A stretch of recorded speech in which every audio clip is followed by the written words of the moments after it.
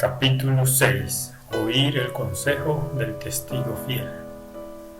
Prescott estaba frente a los reunidos en Battle Creek aquella tarde de martes a finales de enero de 1893. Se desplegaban ante él 40 años de historia laodicense. Gran parte del material que Ellen White escribió sobre el mensaje a la Odisea había pasado por las manos de Prescott, trayendo convicción y arrepentimiento a su propio corazón, como expresó en más de una ocasión.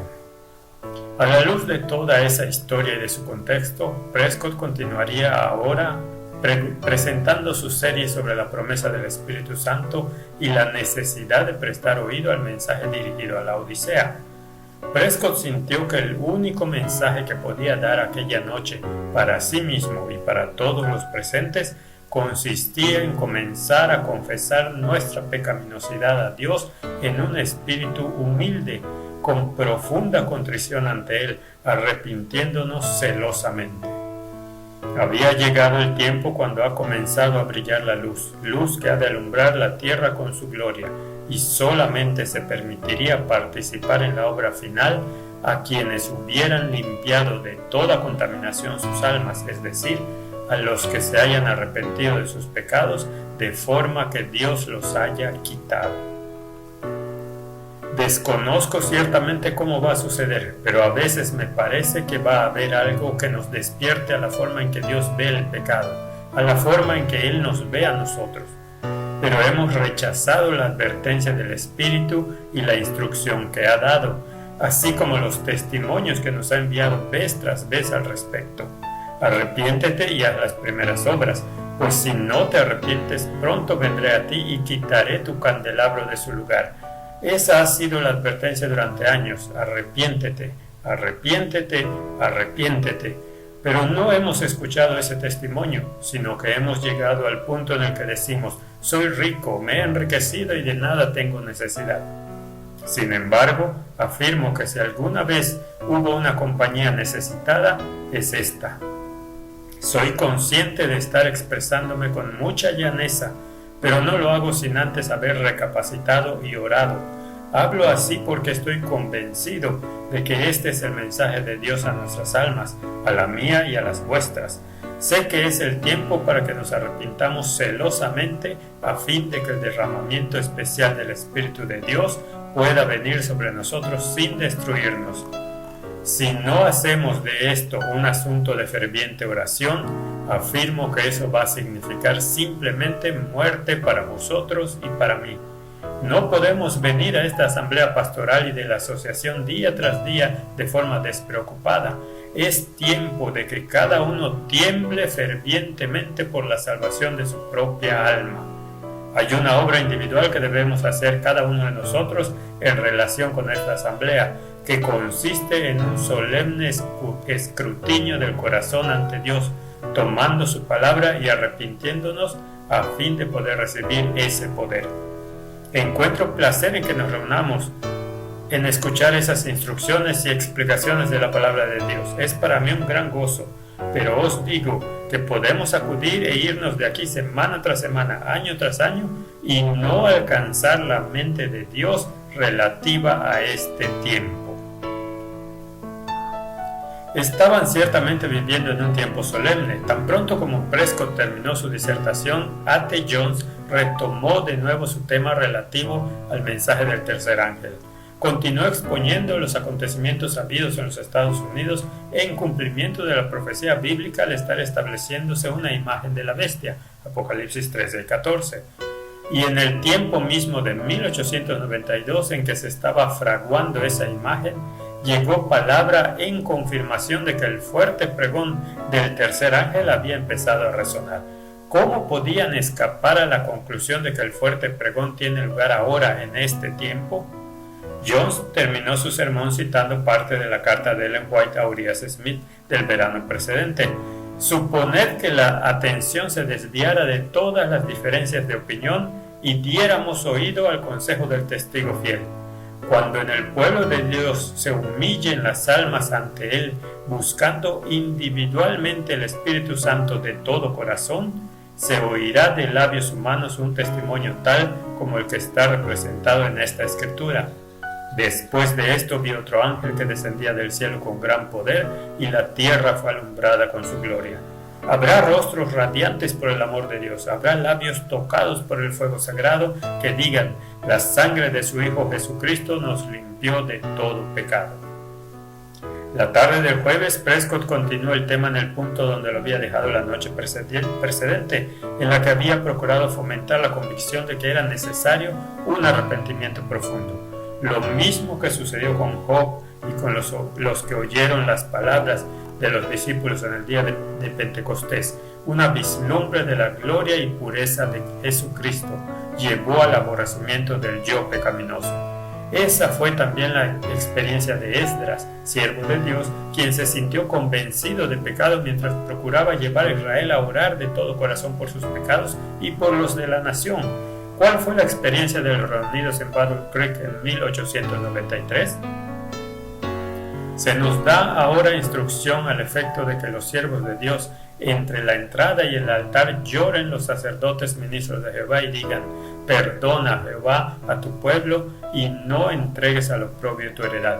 Pero pienso que al considerar ese asunto, antes de poder hacer eso, debiéramos llorar por nosotros mismos. Examinad el registro de los pasados 3 o 4 años y ved primeramente lo que Dios ha estado haciendo por nosotros, para ver después dónde estamos ahora. Dios ha tratado a su pueblo de la forma más remarcable. ¿Qué vamos a hacer cuando Dios nos envía palabra aquí y ahora a propósito de que está esperándonos impacientemente? Ha estado esperando por 3 años, ¿no es así? Por lo tanto, ¿va a retirarlo ahora? No. Ha dicho: esperaré 1 año más y si no lleva fruto, lo dejaré ir. ¿Cuánto tiempo hace desde que Dios comenzó a enviar de una forma tan especial esta luz, esta instrucción y este reproche a mí y a vosotros? Rememorad, 4 años. Es el 4º año tras Minneapolis y vamos camino al 5º. Afirmo que nos enfrentamos a algo terriblemente solemne y me quedo sin palabras, pero desde el fondo de mi alma puedo decir simplemente que hemos alcanzado un tiempo terrible y solemne.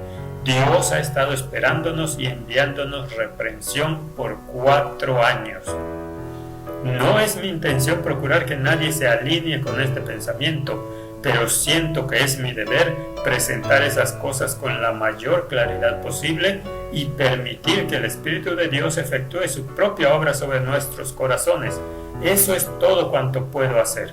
Estoy simplemente exponiendo hechos ante vosotros cuando afirmo que si esta noche Dios hiciese que brillasen en nuestros corazones rayos adicionales de su Espíritu, no podríamos regresar a casa tranquilamente y dormir como si nada extraordinario hubiera sucedido y seguir con la rutina habitual. Prescott los había retrotraído amablemente a Minneapolis y a los pecados que pendían todavía sobre ellos como pueblo. ¿Tendrían un pleno sentido de las implicaciones y de lo que estaba en juego? ¿Apreciarían el tiempo extra que se les concedía para el arrepentimiento? Prescott advirtió que no era tiempo para decir: Señor, si he pecado, lo lamento. Ahora, cuando Dios nos envía palabra positiva de que hemos pecado, es un insulto para el alto cielo que le digamos: sí, he pecado. Con eso estamos diciendo que si no he pecado, Él es un mentiroso, ya que ha enviado palabra afirmando que lo he hecho. Haciendo una comparación entre actitudes evasivas como esas en la oración de arrepentimiento y la oración que elevó Daniel, Prescott declaró fervorosamente: ¿no veis al gran Daniel, a quien el Señor había dicho: tú eres muy amado, confesando el pecado con un sí condicional? De ninguna manera. Daniel había confesado cabalmente sus pecados y los pecados de su pueblo. Hemos pecado, hemos cometido iniquidad, hemos actuado impíamente, hemos sido rebeldes y nos hemos apartado de tus mandamientos y de tus ordenanzas. No hemos obedecido a tus siervos los profetas. Prescott comparó la confesión de Daniel por el desprecio de Israel hacia las advertencias de los profetas del Antiguo Testamento con la declaración del lenguaje posterior a Minneapolis. Algunos critican el mensaje y los mensajeros, se atreven incluso a rechazar las palabras de reproche que Dios les envía mediante su Espíritu Santo. Declaraciones como esa llevaron a Prescott a concluir que el hecho es, o al menos a mí me lo parece, que nos hemos acostumbrado de tal modo a la idea de apreciar o despreciar esas cosas al pairo de nuestros intereses, que hemos perdido del todo la noción de la santidad de la palabra de Dios y de su mensaje. Es algo terrible el despreciar la palabra y el mensaje de Dios, y no obstante, nos hemos acostumbrado a hacer tal cosa. ¿Por qué?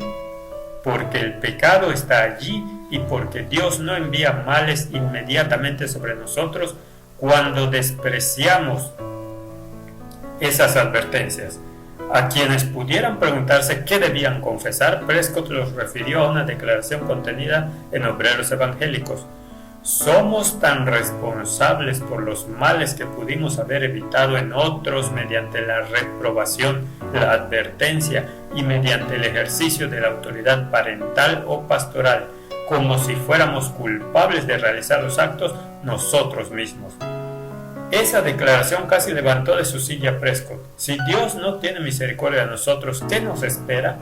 ¿Qué alegaremos ante Dios? ¿Acaso no estaremos obligados a reconocer como Esdras, confuso y avergonzado estoy para levantar, oh Dios mío, mi rostro hacia ti? Prescott había llamado fielmente la atención del liderazgo de la Iglesia Adventista a las oraciones de Esdras, Daniel y Ezequiel en su arrepentimiento por sus pecados y por los de su propia nación. ¿Estaba Dios llamando también a su pueblo remanente laodicense a un tipo semejante de oración? El sábado 4 de febrero, S.N. Haskell predicó un sermón en el tabernáculo de Battle Creek que se encontraba atestado hasta su máxima capacidad, de forma que los retrasados tuvieron que acomodarse en el espacio improvisado de las escaleras. Haskell predicó con su libertad y poder habituales mientras la congregación le oía disertar sobre el mensaje del plan de la salvación. Refiriéndose a la responsabilidad de llevar entonces ese mensaje del Evangelio al mundo, Haskell afirmó: el tiempo en el que vivimos ahora es el del derramamiento del Espíritu de Dios. ¿Cuál es pues nuestro deber? Nuestra obra es tomar el Evangelio y llevarlo a todas las partes de la tierra. Tras leer largas porciones de un testimonio de Ellen White, Haskell declaró: hermanos, estamos viviendo en el tiempo más solemne que jamás haya existido desde que Adán cayó. Estamos viviendo en las escenas finales de la historia de este mundo y llama a nuestra puerta la pregunta: ¿cuál va a ser nuestra parte? No hemos recibido aún ese espíritu que quiere darnos. Tiene que producirse un cambio en nuestros corazones o de lo contrario jamás entraremos en el reino de los cielos. La tarde del sábado tuvo lugar en la sacristía al este del tabernáculo una reunión multitudinaria compuesta por los hermanos visitantes, pastores, licenciados y otros obreros. Habiendo comenzado a las 14:30, se extendió hasta la puesta del sol y estuvo casi llena de testimonios de confesión y humildad, aunque caracterizada por mucha fe, esperanza y amor. De acuerdo con lo que escribió E.W. Whitney a su iglesia en Colorado, el resultado de la predicación y testimonios compartidos en los días precedentes pareció ser este: mientras que se presenta con poder y en demostración del Espíritu la doctrina de la justicia de Cristo, como siendo la justicia que debemos poseer por la fe, no se descuidan los asuntos importantes del arrepentimiento y las buenas obras. Escribiendo también a propósito de las reuniones sabáticas, M.B. Duffy declaró que estuvo presente el poder de Dios y a partir de lo que se ha dicho creemos que cuando esos hermanos regresen a sus respectivos campos de labor, lo harán investidos con el Espíritu del Maestro. Estamos ciertamente teniendo un tiempo pentecostal aquí en Battle Creek y disfrutan del refrigerio de gotas de la lluvia tardía que están descendiendo ahora sobre su pueblo. Haskell continuó en la mañana siguiente con su serie sobre el estudio de la Biblia. Tras haber leído comentarios de un artículo de Ellen White en la Review relativo a las bendiciones del Espíritu Santo descansando sobre el buscador diligente de la verdad, Haskell dijo: por lo tanto, hermanos, si resultamos chasqueados y no recibimos el Espíritu, ¿de quién será la culpa? Nuestra. ¿Por qué no lo recibiremos? Porque dejamos de buscarlo. Haskell continuó describiendo cómo les fue dado el Espíritu Santo a los discípulos en Pentecostés para que tomara el lugar de la presencia personal de Jesús y fue derramado sobre ellos porque sabían que sus pecados habían sido perdonados. Así habría de suceder también en la lluvia tardía. Dios ha prometido bendiciones a su pueblo. Son aquellos cuyos pecados han sido perdonados y que conocen a su Salvador los que tienen una plenitud que no habían recibido antes. Es el derramamiento del Espíritu Santo. Es el fuerte pregón del mensaje del tercer ángel. El primer paso es tener un corazón limpio de pecado. Cuando el corazón es limpiado por la sangre de Cristo, avanzaremos en el cumplimiento de la obra que Dios nos ha encomendado. Aquella tarde, R.C. Porter, hablando acerca de los 144,000 y de la generación del tiempo del fin, citó extensamente el artículo de Ellen White en la Review del 22 de noviembre de 1892. Que todo aquel que haga profesión de creer que el Señor viene pronto, estudie las Escrituras como nunca antes, ya que Satanás está determinado a procurar cualquier medio posible para mantener en las tinieblas a las almas y cegar las mentes a los peligros de los tiempos en que vivimos. Tome todo creyente su Biblia con oración ferviente a fin de ser iluminado por el Espíritu Santo respecto a qué es la verdad, de forma que pueda conocer mejor a Dios y a Jesucristo a quien ha enviado. Buscad la verdad como a un tesoro escondido y chasquead al enemigo. El tiempo de prueba está precisamente ante nosotros, pues el fuerte pregón del tercer ángel ya ha comenzado. Siguiendo de todo corazón ese consejo, Porter amonestó así a sus oyentes: debiéramos estar orando a Dios por su Espíritu Santo. No podemos salir de esta asamblea de la Asociación General para seguir haciendo lo mismo que hicimos antes que viniéramos aquí. Estamos estudiando la Biblia con ferviente oración. Estamos orando para que Dios dirija las mentes de los instructores. Si no lo estamos haciendo, estamos en un terreno peligroso. El fuerte pregón ha comenzado. ¿No debiera eso hacernos despertar? Esa misma tarde, A.T. Jones continuó su serie sobre el mensaje del tercer ángel. Dijo a sus oyentes que lo que les había estado predicando todo el tiempo lo habría predicado exactamente del mismo modo a quienes jamás habían oído sobre la Iglesia Adventista del Séptimo Día. Trazando un paralelismo entre los discípulos en Pentecostés y la situación actual de la Iglesia del último tiempo, Jones les lanzó este desafío: debiéramos estar reuniéndonos en grupos para orar por el Espíritu Santo. Les recordó también que cuando el pueblo de Dios busca individualmente y de todo corazón su Espíritu Santo, se oirá de labios humanos un testimonio que cumple la palabra: vi otro ángel que descendía del cielo teniendo gran poder, y la tierra fue alumbrada con su gloria. Lógicamente se suscitaba la pregunta: ¿estaban orando por el derramamiento del Espíritu Santo? Tenemos la palabra del Señor confirmando que cada día ascienden oraciones. ¿Están las vuestras entre ellas? ¿Están las mías? Ha de llegar el día en que ascienda la última oración requerida para recibir esa bendición. ¿Qué sucederá entonces? Vendrá. Se producirá la efusión y será derramado el Espíritu Santo como en el día de Pentecostés. Observad, la palabra asegura que mientras las oraciones están ascendiendo diariamente a Dios en reclamo de su promesa, no se pierde ni una sola de esas oraciones elevadas con fe. Ahí está la bendición de esa promesa. Cuando Dios nos dice que oremos por alguna cosa, eso nos abre las puertas de par en par para que podamos orar en la perfecta confianza de que la recibiremos. Nada hay que pueda impedir que esa oración sea acogida allí. ¿Qué significa para nosotros su palabra? Que no se pierde ni una sola de esas oraciones elevadas con fe. Uno de estos días se habrá elevado la última de esas necesarias oraciones y será derramada la bendición. ¿Quiénes la recibirán? Aquellos que elevaron sus oraciones a Dios al respecto. Poco importa si quien oró se encuentra por entonces en el centro de África y el derramamiento ocurre aquí en Battle Creek, la recibirá, puesto que mediante nuestras oraciones queda abierta una comunicación entre nosotros y la fuente de la bendición, y si mantenemos ese canal abierto mediante nuestras oraciones, cuando sea derramado el Espíritu, alcanzará el lugar desde el que fueron elevadas. Esas poderosas presentaciones se extendieron más allá de la audiencia de aquella sala. Una reseña editorial en la Review anunciaba que se han publicado ahora varios números del boletín de la conferencia, y en vista de las excelentes y extraordinarias reuniones que estamos teniendo en nuestra asamblea pastoral. No obstante, se advertía a los lectores acerca de que los ejemplares desaparecerían tan pronto, que rápidamente se va a agotar el almacén. Esa respuesta indicaba que el Espíritu de Dios se está manifestando de una forma notable en nuestras reuniones y estamos haciendo todo lo que podemos para dar a nuestro pueblo el beneficio de ellas mediante el boletín. Probados de nuevo en el mensaje a la Odisea.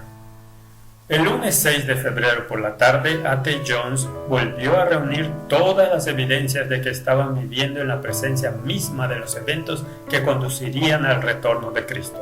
A partir de la Biblia y de los testimonios se había presentado evidencia tras evidencia de que en aquel mismo tiempo debían tener el único poder mediante el cual se podría dar el mensaje al mundo.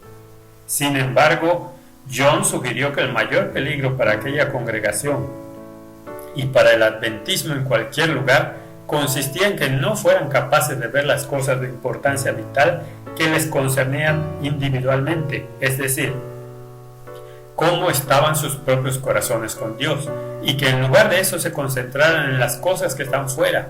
Existía asimismo el peligro de que abordaran esas cosas como si fueran una especie de teoría, en lugar de procurar tener al Cristo viviente en el interior. Cuando Jones abordó el tema en sus siguientes dos presentaciones, lo hizo con prudencia. Para mí, esta disertación y las siguientes son las más temibles entre las que jamás me haya visto. No las he elegido yo y las temo. Jones procuraba también llevar a sus oyentes al consejo del testigo fiel y verdadero a la iglesia de la Odisea.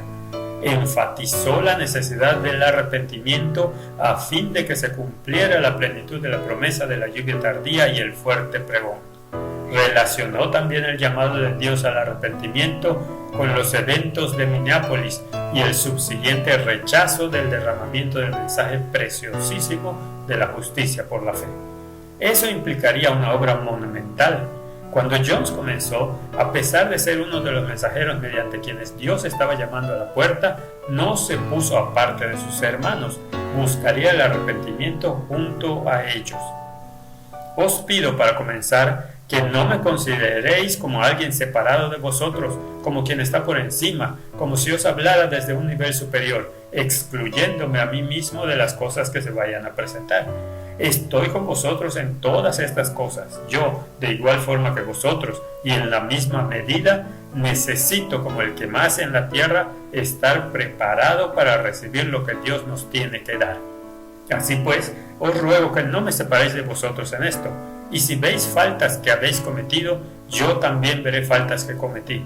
Y por favor, no me culpéis si presento lo que traiga a vuestra mente faltas que hayáis cometido.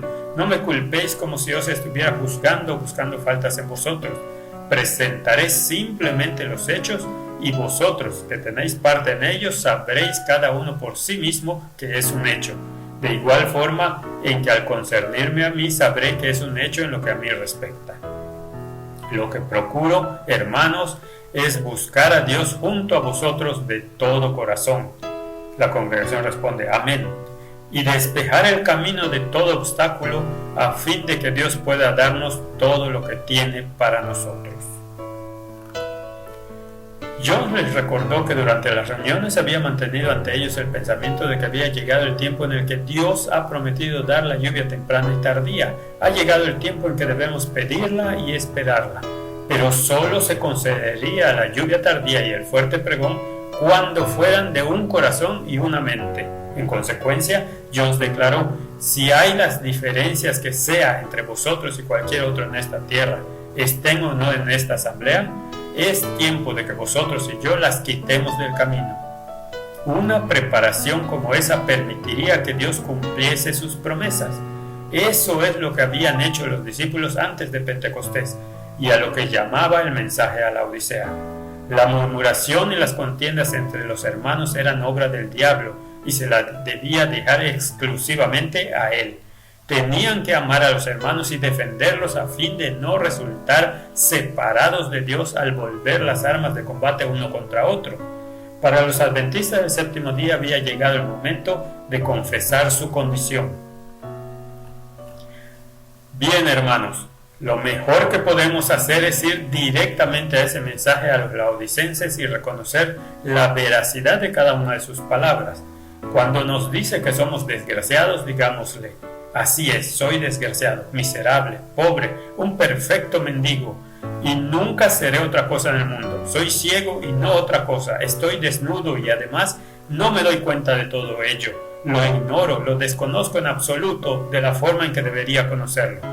Entonces le diré cada día y a cada hora: Señor, todo eso es cierto, pero en lugar de mi desgracia, dame tu propia satisfacción. En lugar de mi miseria, dame tu consuelo. En lugar de mi pobreza, dame tus propias riquezas. En lugar de mi ceguera, sé tú mi vista. En lugar de mi desnudez, vísteme de tu propia justicia y enséñame tú aquello que no sé. La congregación responde: amén. Jones terminó su presentación haciendo a todos un llamado a estar hoy unidos, ya que esa es la obra que Dios quiere hacer en nosotros. Sus corazones no debían estar enfocados en la ambición por los puestos más elevados en la asociación o en el comité de la asociación, sino en quién se va a esforzar más en ganar almas para la justicia.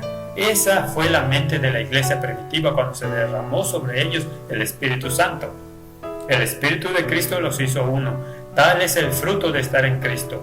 Pero si la disensión, la envidia, los celos y contiendas son el fruto que estamos llevando, no es posible que estemos en Cristo. La tarde siguiente, el martes 6 de febrero, R.C. Porter continuó su serie sobre la mente de Cristo, y también él llevó la atención de sus oyentes al mensaje de la Odisea según la luz del gran conflicto. En las declaraciones que he leído se despliega la controversia entre Cristo y Satanás. Y hermanos, los principios que subyacen en el mensaje del tercer ángel son los que Dios tenía desde el principio mismo. Me gustaría hacéroslo ver a todos tal como Dios lo ha desplegado ante mi mente. Si pudiera lograrlo, ni una sola alma aquí dejaría de exclamar: puedo ver que eso se aplica a mi caso. Él dice: yo conozco tus obras. ¿De qué tipo de obras se trata? Pobre, desgraciado, ciego y desnudo. ¿Conoce nuestra condición? La conoce. ¿No convendría que reconociéramos: estoy lleno de pecado y no hay nada bueno en mí? Lo que él dice es cierto, incluso si yo en mi ceguera soy incapaz de verlo. El propio Porter había estado estudiando ese tema a la luz de la justicia de Cristo, a la luz de su amor, y ahora veía toda su vida pasada como un fracaso, ya que todo lo que hice lo hice por un principio equivocado, por un motivo incorrecto. Quiero deciros que todo cuanto ha dicho el testigo fiel y verdadero es verdadero en mi caso, y yo lo desconocía. Tras comparar el poder de la fuerza empleada en el reino de Satanás con el poder del amor que rige en el reino de Cristo, Porter terminó su disertación regresando a los eventos de Minneapolis. ¿Qué estamos haciendo en esta asamblea? Dios ha dicho que es el tiempo para congregarnos, orar y rogar a Dios por su bendición. Tiempo de buscar a Dios con todo nuestro corazón. Quisiera que pudierais verlo todos tal como yo lo veo ahora. Satanás es el acusador de los hermanos. Regresad a Minneapolis. ¿Hubo acusaciones contra los hermanos? Os pregunto en nombre de mi Dios de amor, ¿qué clase de consejos habéis estado teniendo? Es tiempo de que tengamos consejos de paz. Permitamos que haya en nosotros la mente que hubo en Cristo. Agradezco a Dios, pues veo que la nube se va deshaciendo y estamos comenzando a ver que somos pobres, miserables, ciegos y desnudos. Cuando Él nos muestra lo peor de nuestros casos, lo hace acompañado de benditas palabras de ayuda y salvación. Cuando Él describe nuestra desnudez, lo hace tendiéndonos la bendita vestimenta de justicia para cubrir todos nuestros pecados. No quiere avergonzarnos, pone sus brazos eternos sobre nosotros. Ojalá pudiéramos ver lo que Dios quiere hacer por nosotros. Que Él pueda abrir ante nosotros los consejos de paz. Es tiempo de que reconozcamos nuestras faltas unos a otros. tenemos una obra por hacer. Ojalá Dios nos dé sabiduría para la realización de todo deber. Hermanos míos, tengamos consejos de paz antes de que se pase el tiempo y sea demasiado tarde. Aquella misma tarde, Jones continuó su presentación donde la había dejado la noche anterior. Algunos habían estado evidentemente cuestionando algunos de sus comentarios en aquella presentación, ya que querían saber cómo se puede uno reconocer miserable, pobre, ciego y desnudo y al mismo tiempo gozarse en el Señor. John respondió así: pregunto, ¿de qué otra manera podría uno gozarse, excepto reconociendo su verdadera condición? Para exponer ese punto con mayor claridad, John citó una declaración de Ellen White en el Testimonio 31. ¿Estáis en Cristo? No, si no os reconocéis pecadores errantes, desvalidos y condenados. John expresó entonces esa conclusión. Eso es lo que algunos de los hermanos dicen no poder ver. Dicen: no puedo ver cómo, si estoy en Cristo, me he de reconocer un pecador acabado y desvalido. Creía que si estoy en Cristo debería dar gracias a Dios por ser bueno, libre de pecado, enteramente perfecto, santificado y todo eso. ¿Por qué no? Él lo es. Cuando uno está en Cristo, Él es perfecto, es justo, es santo y jamás yerra. Y su santidad le es imputada, le es dada. Su fidelidad, su perfección es mía, pero yo no soy eso. Jones llevó a continuación a la audiencia de regreso a las primeras declaraciones de Ellen White sobre la condición laodicense y la obra que Dios estaba procurando realizar desde fecha tan temprana como el año 1859. Cuando se dio el mensaje por primera vez hubo confesión de pecados y muchos sintieron que eso terminaría en el fuerte pregón. Pero cuando la obra no se realizó en un corto periodo de tiempo, muchos perdieron los efectos del mensaje. A Ellen White se le mostró que el mensaje no cumpliría su obra en unos pocos meses, sino que tenía por fin hacer consciente al pueblo de Dios de sus rebeliones y llevarlo a un arrepentimiento celoso, a fin de que pueda ser favorecido por la presencia de Jesús y estar preparado para el fuerte pregón del tercer ángel. Y en aquel preciso tiempo, en 1859, fueron enviados ángeles en todas las direcciones para preparar a los corazones incrédulos para la verdad. A ese pensamiento John replicó: así es como estamos en 1893. Mientras que el mensaje nos prepara para el fuerte pregón, Dios está enviando ángeles por doquier para preparar a las personas para la verdad. Y cuando salgamos de esta asamblea con el mensaje tal cual es ahora, la gente lo escuchará. Jones continuó con el tema del mensaje de la Odisea, citando fragmentos de varios testimonios escritos en los años precedentes. Después de haber citado un testimonio escrito en 1885 en el que Ellen White decía: el mensaje pronto avanzará con un fuerte pregón y la tierra será alumbrada por su gloria, Jones dijo: ahora ha venido palabra al efecto, no de que avanzará pronto, sino de que ha comenzado ya y avanza con un fuerte pregón. Y alguien había leído ya previamente que de igual forma en que Israel estaba ante la frontera de Canaán, así estaban en 1893. ¿Quién irá?, preguntó Jones. Los que se esfuerzan en favor de una acción inmediata. Esos son los que entrarán. Así lo dice Dios. Puede ser que los dubitativos y temerosos se tarden y causen un retardo a la obra de Dios, pero no temáis, Dios ha prometido que entraremos. Jones volvió ahora al mensaje de Minneapolis y lo comparó con la profecía de la lluvia tardía del libro de Joel, pero señalando la triste acogida que se dio al mensaje. Recordaréis cuando la otra tarde leía el capítulo 2 de Joel, la nota al margen en la Biblia, ¿lo recordáis? Entonces dije que volveríamos a aquella nota al margen posteriormente. Buscadla y leedla ahora en vuestras Biblias. Dice en el versículo 23: Vosotros también, hijos de Sión, alegraos y gozaos en Jehová vuestro Dios, porque os ha dado la primera lluvia a su tiempo. ¿Qué dice en la nota marginal? Un instructor de justicia. Os ha dado un instructor de justicia. ¿Cómo? De acuerdo con la justicia, y hará descender sobre vosotros lluvia. ¿Y en qué consistirá? Cuando vino la primera lluvia, ¿en qué consistió? En un instructor de justicia. Y cuando Él da la lluvia tardía, ¿en qué consistirá? En un instructor de justicia. ¿Cómo? De acuerdo con la justicia. ¿No es precisamente eso lo que nos ha dicho el testimonio en ese artículo que se os ha leído en varias ocasiones?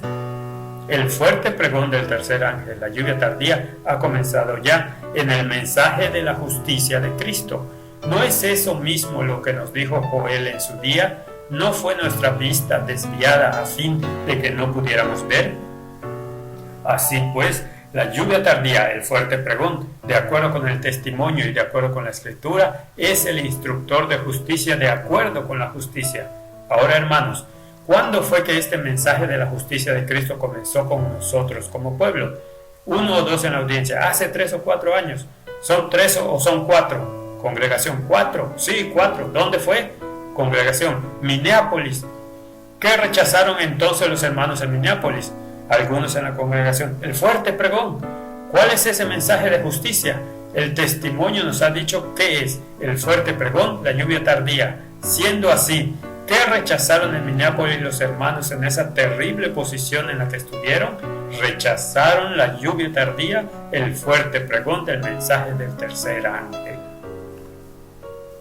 Hermanos, ¿no es bien triste? Por supuesto, los hermanos no sabían que estaban rechazando eso, pero el Espíritu del Señor estaba allí para decirles que lo estaban haciendo, ¿no es así? Pero al rechazar el fuerte pregón, el instructor de justicia, el Espíritu del Señor estuvo allí mediante su profetisa y nos dijo lo que estaban haciendo. ¿Qué sucedió entonces? Oh, entonces simplemente pusieron de lado a la profetisa junto con lo otro. Eso fue lo que sucedió. Hermanos, es tiempo de que recapacitemos en estas cosas. Es tiempo de meditar seriamente, de pensar con detenimiento. Así relacionó Jones la lluvia tardía con la enseñanza de la justicia por la fe, que es el fuerte pregón. Bien habría podido leer igualmente el cántico de Moisés en Deuteronomio 32. Goteará como la lluvia mi enseñanza, destilará como el rocío mi razonamiento, como la llovizna sobre la grama, como las gotas sobre la hierba. Él es la roca cuya obra es perfecta, porque todos sus caminos son rectos. Es un Dios de verdad y no hay maldad en él. Es justo y recto. Versículos 2 y 4. Nota número 20. A.T. Jones no fue el primero en identificar la lluvia tardía con el instructor de justicia. Percy T. Magan lo había hecho en 1891. Nuestra obra futura en Bible Echo y Señales de los Tiempos del 15 de febrero de 1891. Otros más lo habían hecho desde 1893, como Taylor Bunch, Linda Branch, etc. Jones describió a sí mismo con precisión el trato que se dio a Ellen White a consecuencia de posicionarse en favor del mensaje y los mensajeros. Nota 21. El trato que se dio a Ellen White tras Minneapolis ha sido presentado y lo seguirá siendo en la serie El retorno de la lluvia tardía. Jones continuó presentando mediante la lectura de muchos más testimonios la forma en que algunos de los líderes criticaban el mensaje y los mensajeros, hasta el punto de rechazar las palabras de reproche que Dios les envió mediante su Espíritu Santo. Leyó partes de la Carta de Salamanca escrita en noviembre de 1890 que mencionaba las evidencias dadas en los 2 años pasados acerca de las acciones de Dios mediante sus siervos escogidos. John señaló que ese consejo se refería de forma inconfundible al tiempo que siguió a Minneapolis. ¿Dónde había llevado eso al pueblo de Dios 4 años después? Una vez más, Jones no se puso aparte de sus hermanos, sino que se incluyó con ellos. ¿Sabéis de quién se trató? No espero que ninguno de vosotros mire hacia algún otro. Cada uno sabe si estuvo en ello o no. Y hermanos, ha llegado el momento de que aceptemos esta noche lo que entonces rechazamos. Ni una sola alma entre nosotros ha sido capaz de imaginar la maravillosa bendición que Dios tenía para nosotros en Minneapolis y que habríamos estado disfrutando estos 4 años. Si los corazones hubiesen estado dispuestos a recibir el mensaje que Dios envió, estaríamos 4 años por delante. Esta noche habríamos estado en medio de las maravillas del fuerte pregón. ¿No nos dijo el espíritu de profecía allí en aquel tiempo que la bendición estaba rondando sobre nuestras cabezas? Bien, hermanos, lo sabéis. Cada uno por sí mismo. No se trata aquí de examinar a otro. Examínese a sí mismo. Cada uno sabe por sí mismo la parte que tuvo en aquello. Hermanos, ha llegado el momento de erradicar todo ese asunto.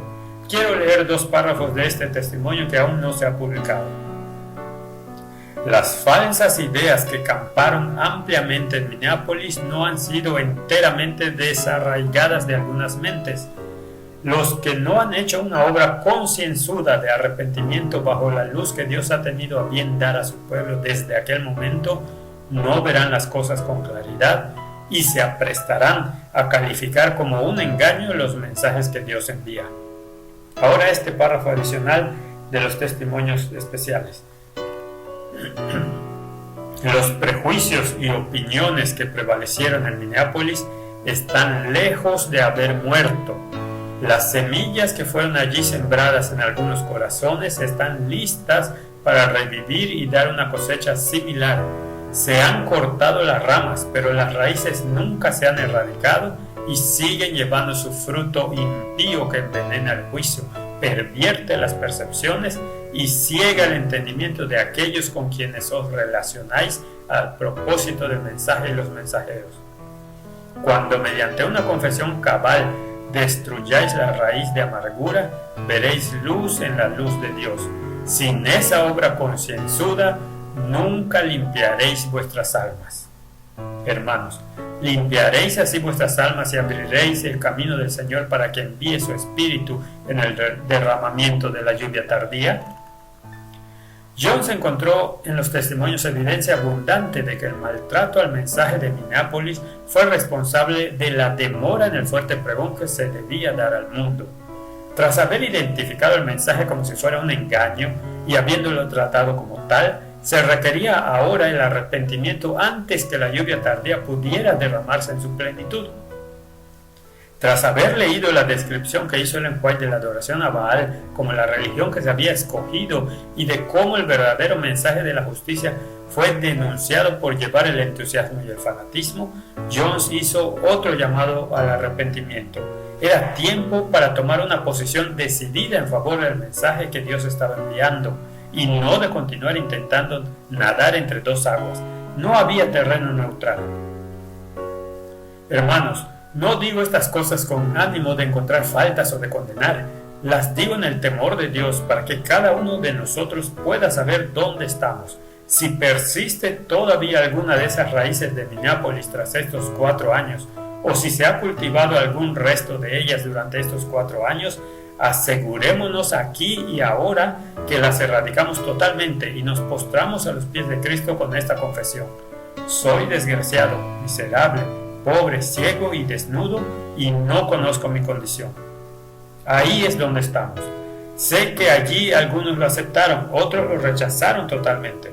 Vosotros también lo sabéis. Aún otros procuraron mantenerse a medio camino y así es como lo obtuvieron. Pero esa no es la forma de recibirlo, hermanos. No es así como se lo obtiene. Creyeron que podían tomar una posición equidistante y aunque no se puede decir exactamente que lo recibieran o que se comprometieran con él, sin embargo estarían dispuestos a ir allá donde el viento soplara finalmente. Allá donde fuese el cuerpo estarían ellos también dispuestos a ir. Desde ese tiempo otros han visto que Dios está haciendo avanzar el cuerpo y la causa en esa misma línea y se han propuesto avanzar junto al cuerpo mientras vean que se mueve en esa dirección. Hermanos, necesitáis tener esa justicia de Jesucristo mucho más cerca de vuestro corazón que todo eso.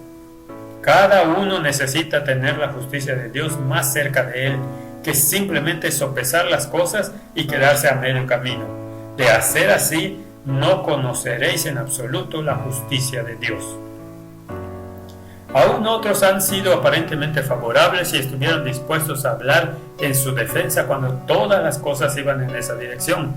Pero cuando apareció aquel espíritu implacable que fue descrito como perseguidor, al irrumpir violentamente ese espíritu y guerrear contra el mensaje de la justicia por la fe, en lugar de mantenerse noblemente en el temor de Dios y frente al ataque declarar «Es la verdad de Dios y la creo con toda mi alma», comenzaron a ceder y a disculparse, excusándose en razón de lo que estaban predicando, como si se tratara de un asunto meramente humano, teniendo en admiración a las personas por causa del provecho. Hermanos, la verdad de Dios no necesita disculpas. El hombre que predica la verdad de Dios no necesita disculparse. La verdad de Dios requiere vuestra fe. Eso es lo que pide. Todo cuanto necesita la verdad de Dios es que tú y yo la creamos, la recibamos en nuestros corazones y nos tengamos por ella frente a los ataques que pueda sufrir, y que se sepa que estáis con los mensajeros que Dios envía a predicar, no porque sean ciertas personas, sino porque Dios los envía con un mensaje. En la presencia de Dios, un lugar solemne. La mañana siguiente, el presidente de la Asociación General, O.A. Olsen, retomó el tema allí donde A.T. Jones lo había dejado la noche precedente. Basándose en las presentaciones que habían dado aquella mañana Prescott, Porter, Haskell, Underwood, Jones y otros, había un sentir general de que Dios estaba realmente acercándose. El mensaje a la Odisea estaba tocando los corazones. No obstante, no estaban dispuestos a cambiar, ni siquiera después de haberlos emplazado nuevamente ante Minneapolis. ¿Cómo iban a responder? Este lugar está cargado de solemnidad en aumento debido a la presencia de Dios. Creo que ninguno de nosotros ha estado jamás en una reunión como la que estamos teniendo en esta ocasión. Verdaderamente el Señor se está acercando mucho y está revelando más y más cosas que antes no habíamos apreciado ni comprendido plenamente. Es también evidente que el mensaje del testigo fiel está siendo más apreciado que en el pasado.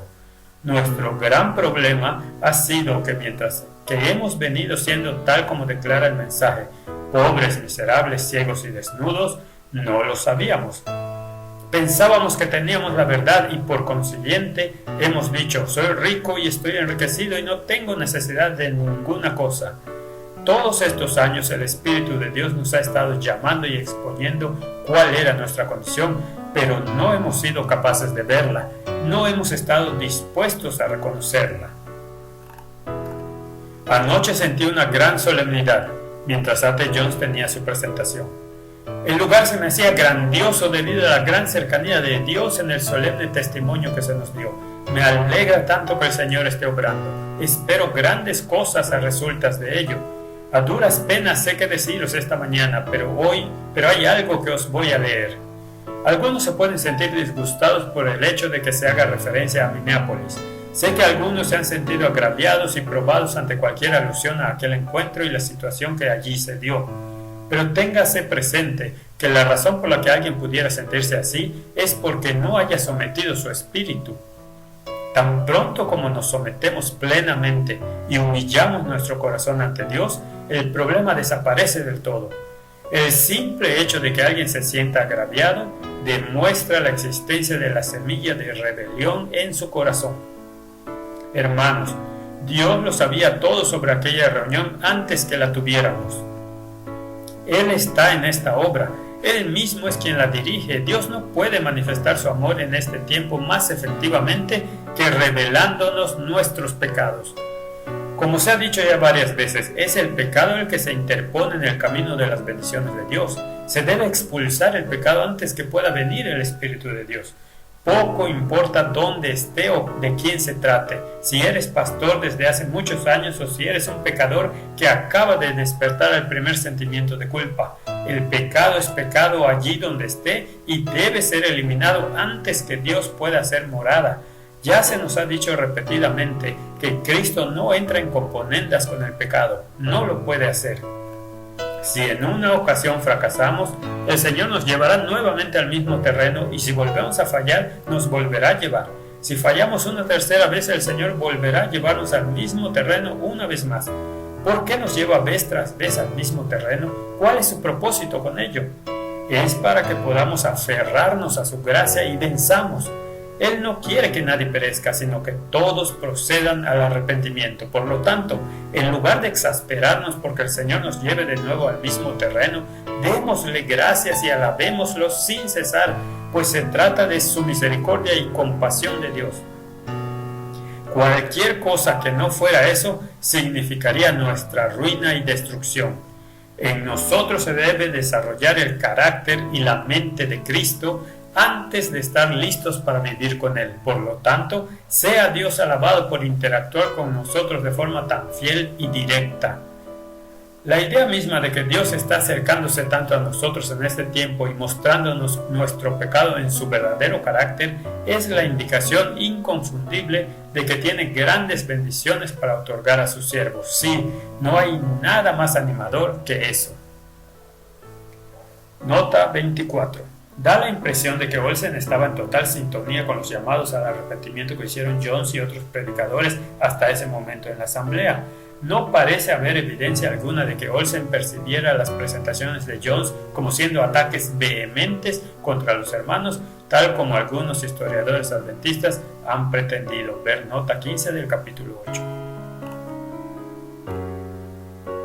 Pero Olsen no terminó ahí. Tras haber leído un testimonio de Ellen White, continuó expresando pensamientos similares a los de Jones en relación con el mero asentimiento a la verdad. Como denominación, en teoría hemos creído en la doctrina de la justificación por la fe, y los que se implicaron en la temprana experiencia con el mensaje conocieron mucho de su poder. Pero al progresar la obra y crecer la causa, es un hecho que descansamos cada vez más en la teoría y menos en el poder de la verdad. Olsen continuó afirmando que los pastores podían presentar argumentos claros sobre el sábado y otras doctrinas, pero en lo referente a llevar a los pecadores a Cristo, a predicar la muerte al pecado y a cómo tener una conexión vital con el cielo, eran incapaces, pues ellos mismos carecían de tal experiencia. Eso llevó a Olsen a concluir que la justificación por la fe no es una teoría, sino una experiencia. Los llamamientos solemnes de Olsen al arrepentimiento, junto a la constatación de que Dios tenía aún mayores bendiciones que otorgar, tuvieron un efecto positivo en los que asistían a las reuniones. Olsen escribió un informe muy alentador sobre la asamblea pastoral, hasta aquel momento, para las páginas de la Review. La asistencia había ido en aumento desde el primer día y Olsen a duras penas encontraba palabras para describir el profundo interés manifestado por todos los presentes. El Señor está viniendo muy cerca, el Espíritu de Dios está asistiendo de forma notable a quienes están dando instrucción. Olsen no tenía una sola palabra de crítica hacia los ponentes, los pastores Haskell, Loughborough, Prescott, Jones y Porter, quienes alcanzaron una profundidad mayor que en cualquiera de nuestras asambleas precedentes. En la santa palabra de Dios hay tesoros maravillosos. Ojalá el Señor abra nuestro entendimiento a fin de que podamos contemplar las maravillas de su santa ley. Olsen sintió que la verdad de Dios nunca había parecido tan preciosa. Sabía que estaban viviendo en un tiempo de un interés extraordinario. Nada puede ser más evidente que el hecho de que el mensaje está creciendo y está a punto de ir a todo el mundo con gran poder. Estamos seguros de que esta asamblea pastoral y la de la asociación general que seguirá marcarán una nueva era en el avance del mensaje del tercer ángel. Ahora es el tiempo en que el mensaje está comenzando a abrirse paso con un fuerte pregón, y corresponde a todo el que esté implicado relacionarse con Dios de forma que no sea dejado atrás en el rápido avance del mensaje. La luz de Dios está brillando cada vez más y la verdad de Dios se está desplegando maravillosamente. Es de la mayor importancia para cada uno de nosotros, y en especial para los obreros, estar en una posición donde poder apreciar el rápido progreso de la verdad presente. De no suceder así, su labor será ineficiente. Olsen concluiría afirmando que esta es la mejor ocasión y la más preciosa que jamás hayamos tenido de este tipo.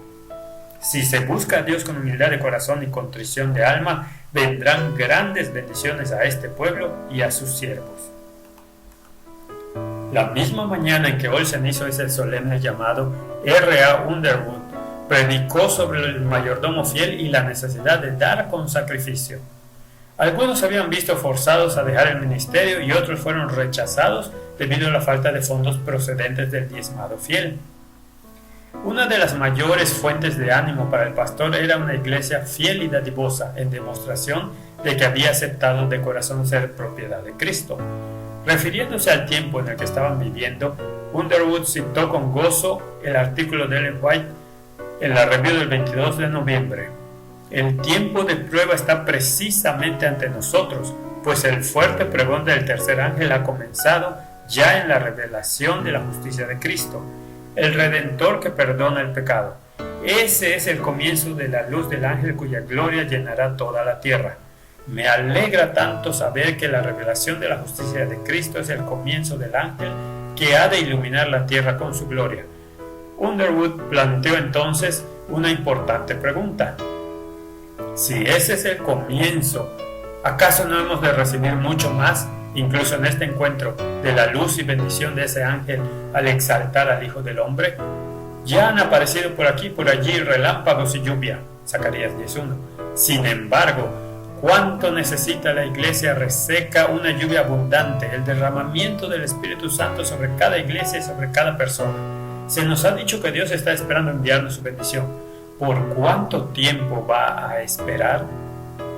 La bendición vendría ciertamente cuando la iglesia reconociera, tal como lo hizo la iglesia apostólica, que no se pertenecían a ellos mismos y con unidad de propósito creyera y se diera enteramente al Señor.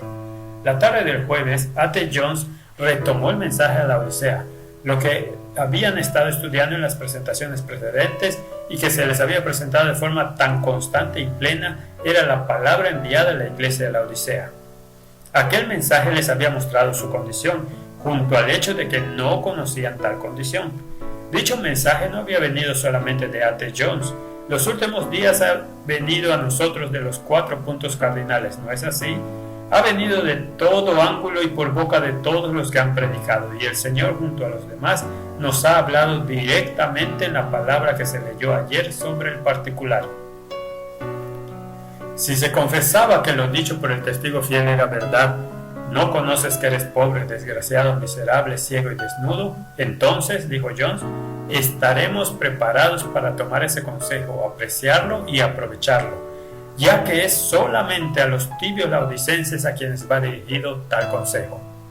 Habiendo sido llevados a este lugar por la palabra y por el testimonio, y por toda forma en que el Señor ha tratado con nosotros en los días pasados, en todas las disertaciones que se nos han dado, ahora se inclina a nosotros y nos aconseja.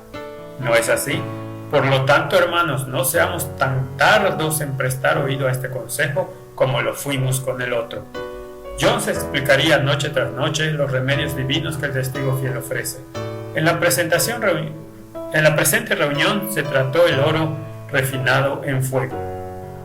La tarde del viernes, S.N. Haskell continuó su serie acerca de cómo estudiar la Biblia. Hacia el final de su presentación, en la que describió eventos en la vida de los discípulos, Haskell preguntó: ¿no habéis asistido nunca a una reunión y una vez en ella surgió algo que no era muy agradable o placentero, y no sentisteis que si se os pidiera hacer lo requerido, lo haríais? Ahora Haskell se refirió al encuentro de Minneapolis y a los testimonios leídos recientemente al respecto. Sabéis que allí tuvimos un encuentro y ha habido muchísimas confesiones hechas en relación con dicho encuentro. Yo no hice mi confesión el otro día, pero creo que el testimonio me concernía. Simpatizaba con los puntos de vista presentados. Creo que tenían la verdad sobre el asunto discutido en aquel encuentro, pero no se trataba de un encuentro para discutir puntos teológicos. No era eso lo que el Espíritu de Dios se proponía enseñarnos. Alguien dijo el otro día: yo no estaba de ese lado, y confesó haber estado en el lado equivocado.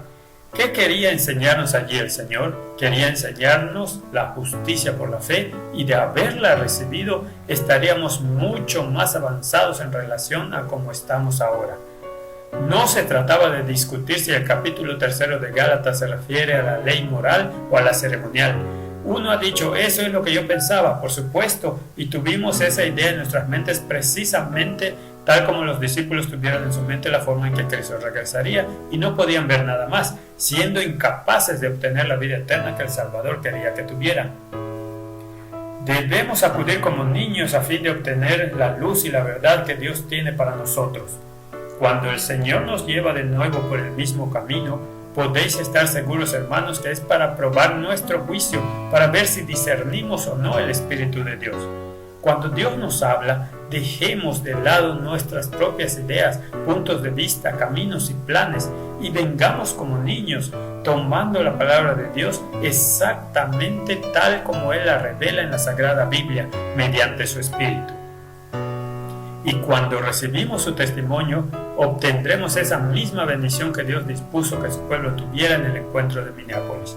Desde luego, muchos se han sentido consternados desde entonces, de igual forma que los discípulos cuando se los envió al mar. Pero, ¿suponéis que Dios ha abandonado a su pueblo? Nunca. Cuando los discípulos fueron enviados allí su ojo los seguía. Si bien Cristo no se había alejado de su iglesia, Haskell sabía, basado en los testimonios que se leyeron en aquella asamblea, que de haber aceptado el mensaje de Minneapolis habrían estado mucho más avanzados de lo que estaban. De hecho, Haskell recordaría posteriormente que si el mensaje hubiera sido aceptado, el mundo habría sido advertido y Cristo habría podido regresar en un tiempo breve. La tarde del lunes 13 de febrero, A.T. Jones continuó su disertación sobre los remedios divinos del testigo fiel a la Odisea. Aquella noche abordó el tema de las vestiduras blancas. ¿Qué significado tienen esas vestiduras?, preguntó Jones. La congregación responde: la justicia. ¿La justicia de quién, congregación? De Cristo. ¿Cuál es esa vestidura, congregación? La justicia de Dios. ¿Qué debemos procurar? Congregación, la justicia de Dios. ¿Qué es justicia? Congregación, la práctica del bien. Aquella práctica del bien armonizaba con el primer y segundo mandamiento, que consiste en amar a Dios de todo corazón y al prójimo como a uno mismo. De estos dos mandamientos dependen toda la ley y los profetas. Así, la práctica del bien era la justicia de Dios manifestada en la vida de Cristo. Eso es lo que vamos a analizar en este estudio, dijo Jones. A continuación fue a Joel capítulo 2 versículo 23. Jones se refirió nuevamente a la definición de lluvia tardía según el texto alternativo al margen. ¿Qué dice la traducción alternativa al margen en lugar de la primera lluvia? Un instructor de justicia. Os ha dado la primera lluvia arregladamente. ¿Qué significa arregladamente? ¿Qué fue la lluvia temprana en Pentecostés? Un instructor de justicia. Os ha dado un instructor de justicia según la justicia. Y os enviará lluvia temprana y tardía como al principio. ¿Qué será pues la lluvia tardía? También un instructor de justicia. ¿Según qué? Congregación, según la justicia. ¿Cuál es otra expresión para la lluvia tardía? Congregación, derramamiento del Espíritu Santo. ¿Qué otra expresión recordáis? Congregación, tiempos de refrigerio. ¿Qué es la lluvia tardía con respecto al mensaje del tercer ángel?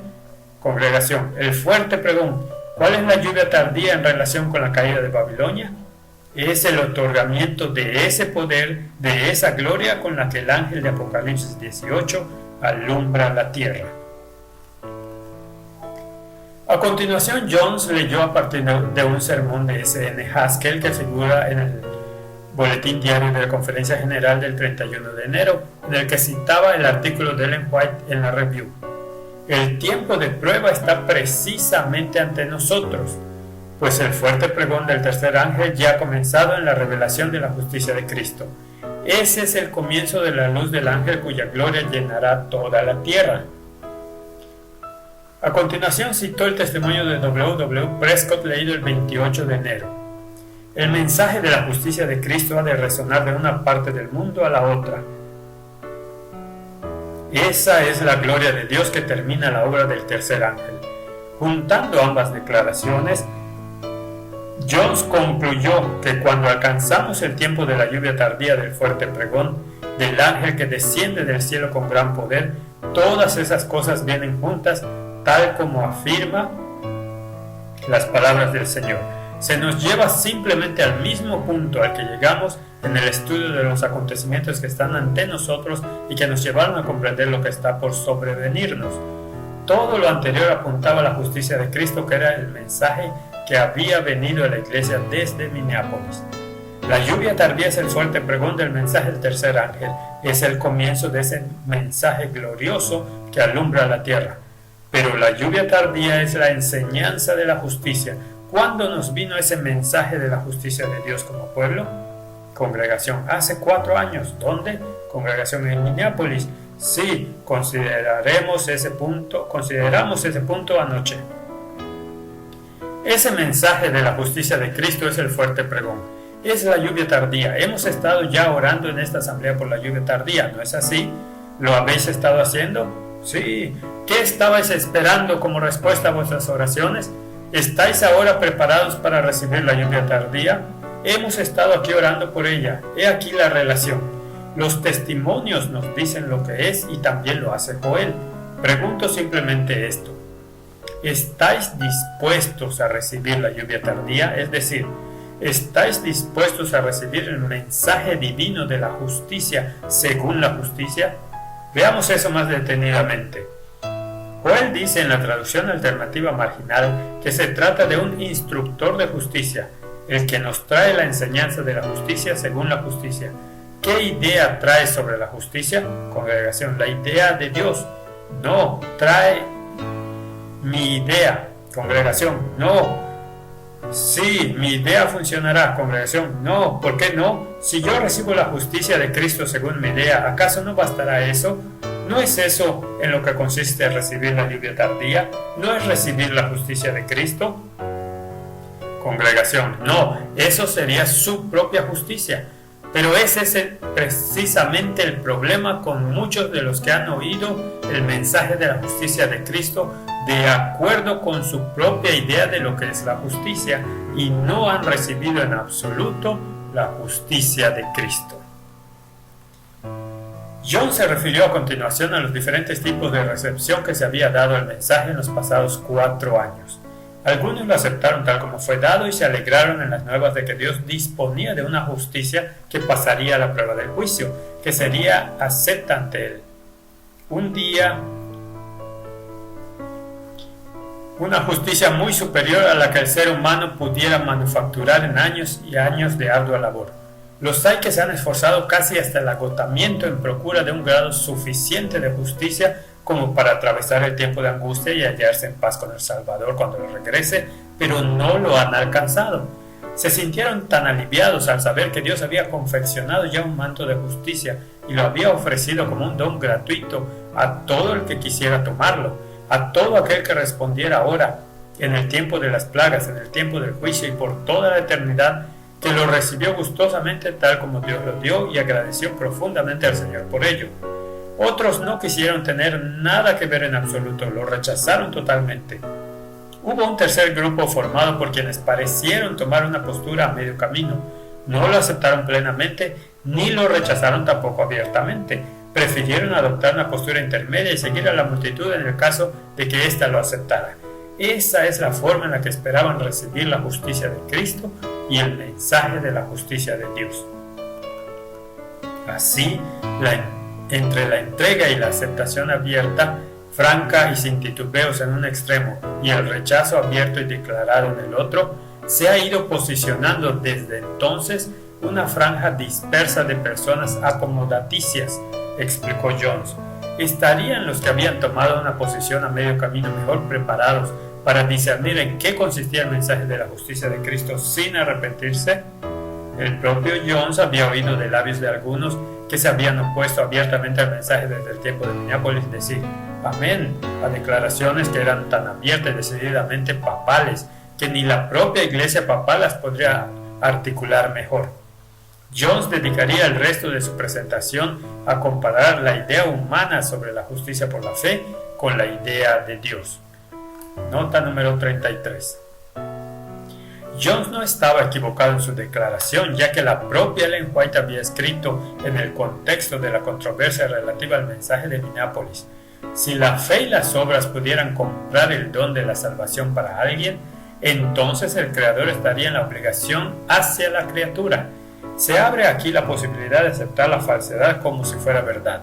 Si el hombre que sea puede merecer la salvación por alguna cosa que pueda hacer, se encuentra en la misma posición que el católico que hace penitencia por sus pecados. En tal caso, la salvación sería en parte una deuda que es posible comprar efectuando un pago. Si el hombre no puede, mediante la buena obra que sea, merecer la salvación, entonces ha de ser enteramente por gracia que recibe el hombre siendo pecador, debido a que recibe a Jesús y cree en Él. Es enteramente un don gratuito. La justificación por la fe está por encima de toda controversia, y dicha controversia cesa tan pronto como queda establecido que los méritos de las buenas obras del hombre caído jamás pueden procurarle la vida eterna. El peligro de las falsas ideas sobre la justificación por la fe, materiales de 1888. La siguiente noche Jones continuó con el mismo tema, comparando declaraciones del Camino a Cristo con las de un libro aceptado oficialmente por la Iglesia Católica titulado Creencias Católicas.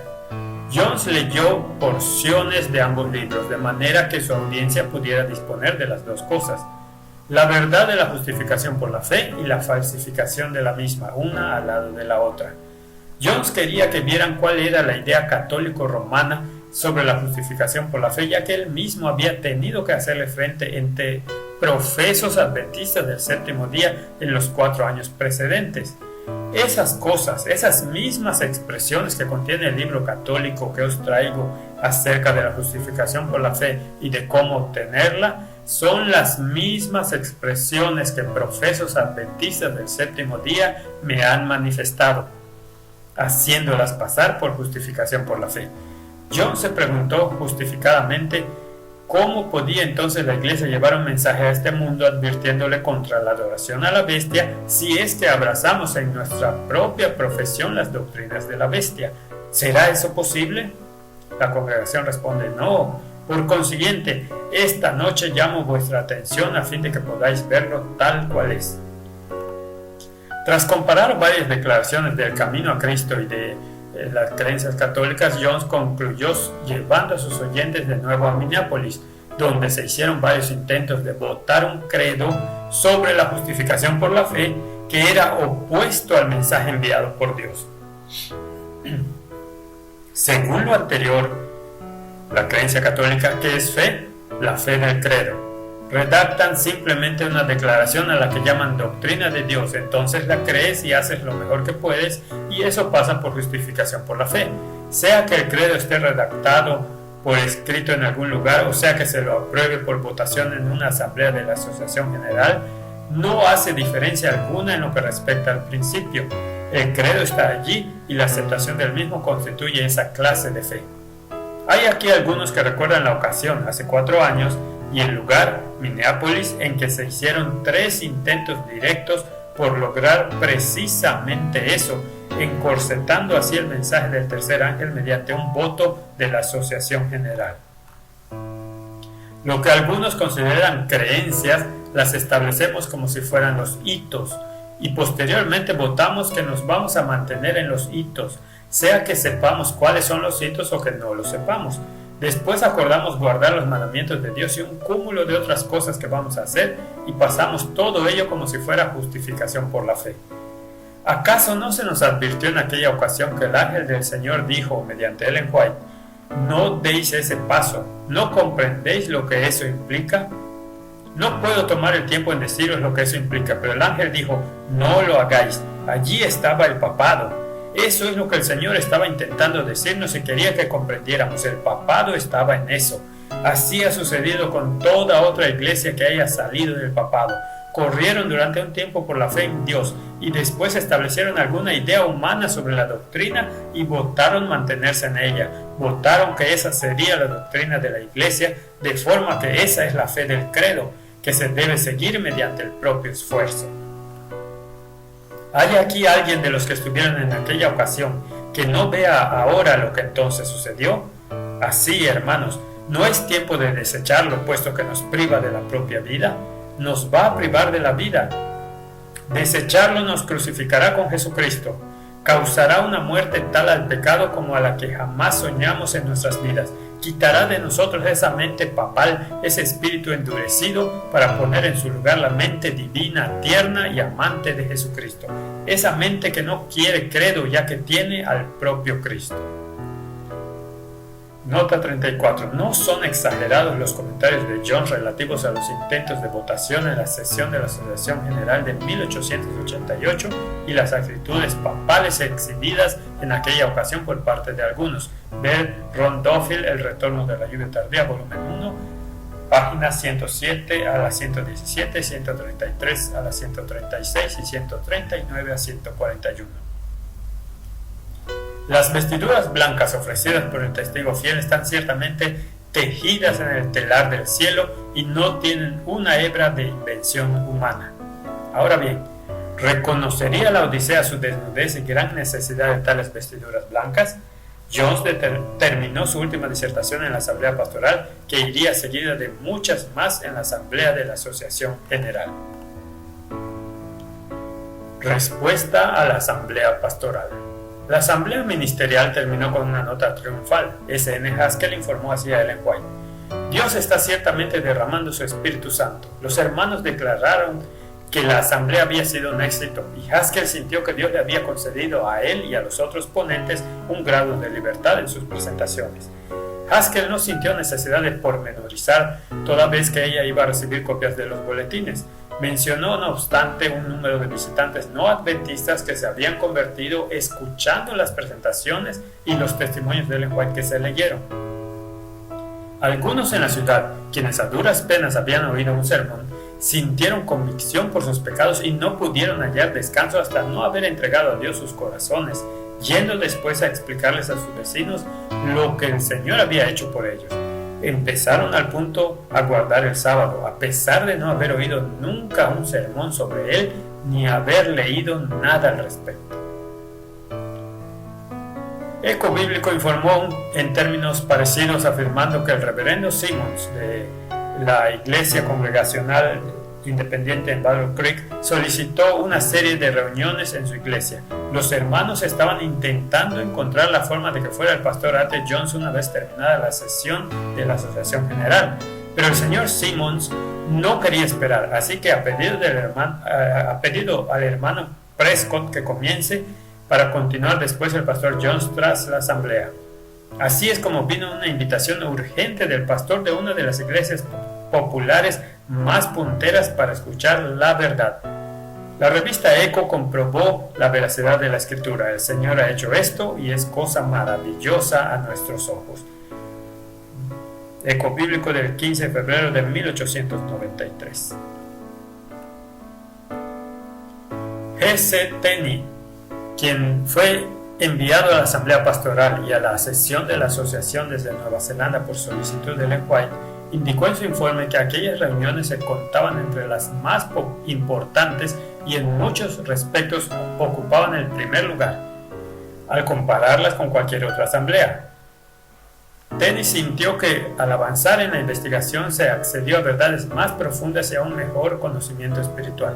El Espíritu del Señor nos ha estado hablando, confesó Tenney, y los predicadores pudieron imprimir una fuerza inusitada a las diversas líneas de pensamiento. Tras presentar un resumen de algunas de las series de predicaciones, Tenney declaró que las reuniones habían sido en consecuencia un tiempo de bendición singular. Muchos se alegraron por las victorias ganadas mediante la fe en Cristo, y habiendo comenzado esta obra entre los pastores, hay motivos para esperar que no termine al terminar la asamblea, sino que lleve buen fruto en todas las partes del campo y en todos los estamentos del pueblo. Tenney sugirió también que los efectos se extenderían por todo el mundo mediante aquella concurrencia ampliamente representativa cuando los obreros regresaran a sus casas. O.A. Tate recordó a los lectores de la Review que si estaban interesados en obtener copias de las presentaciones de la Asamblea Pastoral tal como estaban publicadas en el boletín de la Conferencia General, lo tenían que hacer inmediatamente. A pesar de haber advertido profusamente al respecto antes de que comenzaran las reuniones y de haber decidido que no imprimirían más copias del boletín, vino un aluvión tal de solicitudes al comenzar la Asamblea Pastoral que imprimieron 2,000 copias más, pero a pesar de ello casi se habían agotado. Por lo tanto, había llegado el momento de solicitar también el boletín correspondiente a la sesión de la asociación, ya que Tate declaró que hasta aquí el testimonio de todos es que este boletín de la Conferencia General es el más importante de todos cuantos se hayan publicado jamás. Confiamos en que ninguno de nuestros amigos en el campo quede privado de ese beneficio.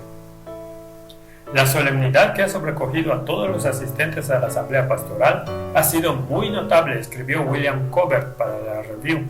En parte llegó a esa conclusión al hacer una entrevista al pastor Grant, un veterano que había experimentado el chasco en 1844. Grant expresó el pensamiento de que cuando llegaron a aquel tiempo en 1844 creían que su obra había terminado. Habían confesado sus pecados y la lucha había terminado, pero en la asamblea actual nos parecía como si hubiera llegado la hora de su juicio, y realmente es así. Asociada a ese mismo pensamiento está la obra solemne de llevar el mensaje del juicio al mundo, con un enemigo enfurecido al que hacer frente. La pregunta es, ¿quién se mantendrá fiel? Pero a pesar de toda esa solemnidad, Grant sentía que en el Salvador hay un bendito reposo. Sin embargo, en medio de todos los comentarios positivos respecto a la asamblea pastoral y a la sesión de la asociación general que la seguiría, continuaba existiendo la percepción de que no pocos permanecían en una actitud contraria hacia el mensaje y las reuniones. Haskell informó a Ellen White que si bien muchos estaban viniendo a la luz, algunos todavía no lo habían hecho, pareciendo no recibir la bendición tal como le sucede a otros. Haskell mencionó por nombre a Clement Eldridge, el capitán, y a Frank Belden. Hasta el propio Dr. Kellogg, quien estaba en desacuerdo con John Waggoner y Prescott, admitió que cierto número de personas había estado en oposición al pastor Jones y su obra en la asamblea pastoral. O.A. Olsen lamentó que no todos los delegados asistieron a la asamblea pastoral desde su comienzo, afirmando: no se dan cuenta de lo que están perdiendo. Olsen no explica el motivo por el que no estuvieron presentes los delegados, pero posteriormente dijo a Ellen White que Urias Smith continúa como antes, y mientras que Olsen se alegraba del avance que en muchos se había producido, tuvo que reconocer que mi alma continúa profundamente apenada por muchos que permanecen todavía en grandes tinieblas. El propio Urias Smith escribiría acerca de la asamblea pastoral para la Review. Aunque su artículo aludía a muchos hechos, parecía faltarle el sentimiento de beneficio personal. Escribió acerca de las reuniones como discurriendo con la exactitud de un reloj y teniendo todos el privilegio de asistir quien así lo deseara. Smith mencionó las reuniones vespertinas en las que hicieron sus presentaciones los pastores Haskell y Loughborough, pero no pretendo dar siquiera un resumen del asunto que se ha tratado por estar reproducidos en el boletín. Por descontado, evitó citar a A.T. Jones, quien había presentado más de la mitad de las reuniones vespertinas. Ejemplos semejantes de evidente continuidad en el prejuicio son razones fundadas por las que Haskell informaría a Ellen White acerca de sus grandes expectativas de que el hermano Smith resultase liberado, pero de alguna forma no fue el caso hasta donde sé.